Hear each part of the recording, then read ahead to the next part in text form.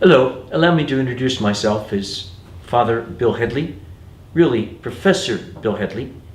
I, until May, was on the faculty of the Kroc School of Peace Studies. I'm now retired from that position, though I do continue my work with the Institute for Peace Studies at the University of Notre Dame.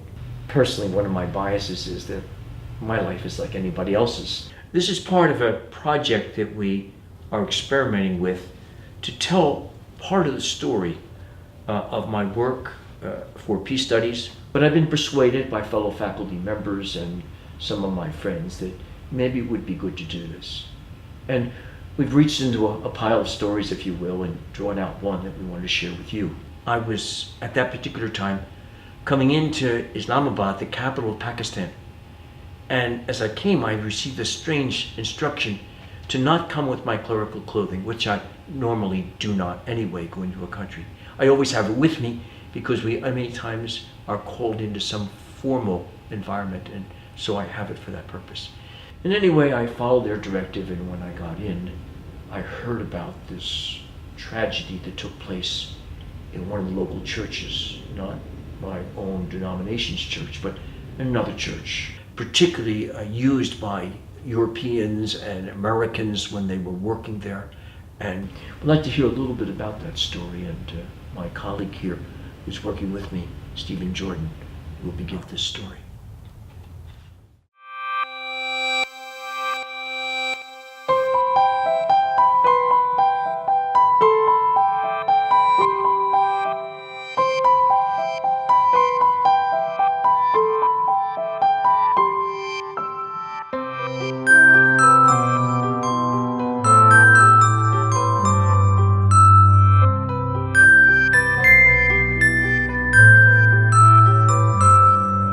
So we were talking about the Islamabad bombing story, and I'll read a little excerpt of your kind of reflection on it to spark, At the time, I guess. That story up. In the front hallway of the church, on two folding tables, covered with light blue plastic tablecloths, were rows of clean white teacups, dozens of them, with their saucers and spoons on a bowl of sugar. About a third of the teacups were toppled, as though a very strong person had pounded on the table. The title of this is The Challenges and Rewards of Faith-Based Aid Work. As I recall, Steve, the story, I was coming from another country in Asia. And when I landed at the airport, I knew that something pretty awful had happened. But they took me immediately, as I recall, to the church. The outside structure looked pretty much the same, but the little vignette, a little bit of the story that you told there, was what you faced as soon as you went in. And it was the first indication of destruction. And obviously the imagery caught my attention in a certain way. But what took my breath away was when I went inside. The altar structure, as I recall, was very much askew. Many of the fixtures and circumstances of the church were askew, as though someone had come in rather intentionally and just upset everything. And what had seemingly happened is they had rolled down or thrown down grenades in the center of the church. And as a result of that, there was a kind of an outburst of the explosion. And so human parts, segments, as I recall, were splashed in a variety of directions. And so it was not only the internal structure of the church itself, all of its artifacts were kind of all messed up and out of place, so to speak, but things were splattered with this sense of human parts and pieces. Not large parts, but bloody parts, small parts, segments. I stayed there for some time. I was surprised that it even allowed me into there, but CRS was an integral part of the community at that time, and the police allowed me to go in and to be seeing this event. And afterwards, I went to the hospital, and another part of that, which was very striking to me, is it came out later that some of the people that were killed there and were harmed there were people that were serving the Islamic community. Even though they were Christian, and that's probably why they were in that church, they were spent most of their day out in the broader Pakistan community, providing resources of one form, shape, or another. And maybe the people that were the perpetrators of the conflict did not notice that, but I think the larger Muslim community did notice that. The paradox that these very people that were seen as somewhat enemies were the very people that were trying to help their neighbors and friends. But we went to the hospital, and there were a number of people that were hurt, damaged in a variety of ways. They didn't know who I was or what I was about, but they knew CRS, and CRS was my accompaniment there. And that was really a key part of that. I love the concluding sentence, the concluding couple of sentences in this of,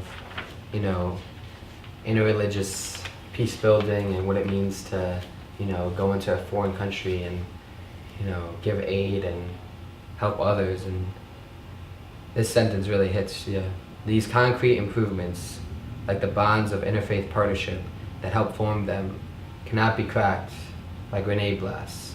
Because in countries like Pakistan, which we call home, we have built partnerships that are forged in faith, yet transcend any single religion. We have friends and loved ones too, and we belong to communities which have accepted us into their midst. With that idea of transcending just one single religion, what can be a lesson that comes from this act of terror, but the interreligious healing that came from it?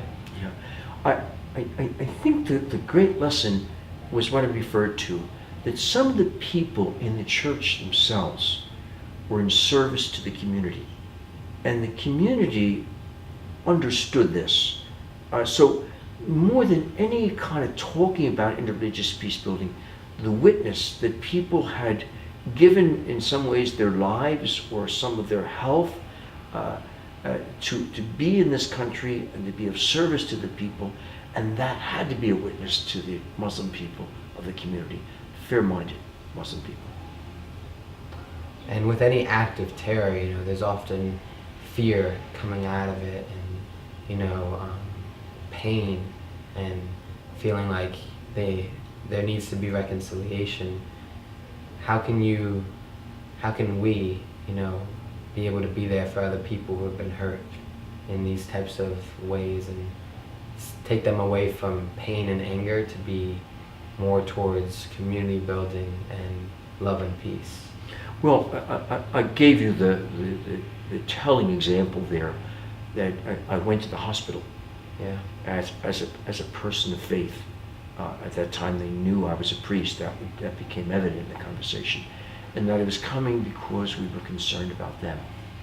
And when I spoke to this in a public way, I spoke about the Muslim-Christian exchange that took place. What it did, Stephen, is it gave somehow a stage, a platform upon which to show the Muslim-Christian possibilities together. In other words, these people were serving the community, these that were injured and were killed were serving the community all the time. But like so many things have become part of the background, now here it was brought the contrast was brought sharply to people's attention, and that was really quite powerful. There are more extensive ways that you can do this, and we want to watch our time, I'm sure, but sometimes people need to get away from an environment and give themselves an opportunity to reflect upon the situation. I remember once this happened in Sudan. You remember at one point it was one country, and there was great conflict between the north and the south, and there was great bombings and destruction that took place. I think it's fair to say, without being pejorative or misstating, but they were dropping bombs, and so a German organization said to me, we need to bring the whole conference of bishops out. It's from the north and the south. The south later became its own country, South Sudan, but we brought them all out to a resort in Mozambique, not Mozambique, but Mombasa, in the southern part of the country called Kenya, and gave them a chance just to relax and to be treated in kind of a special way. And so sometimes you can do that, but that of course takes more resources and more time, but it also accentuates the healing that could take place in a case like that. Without a doubt. Great.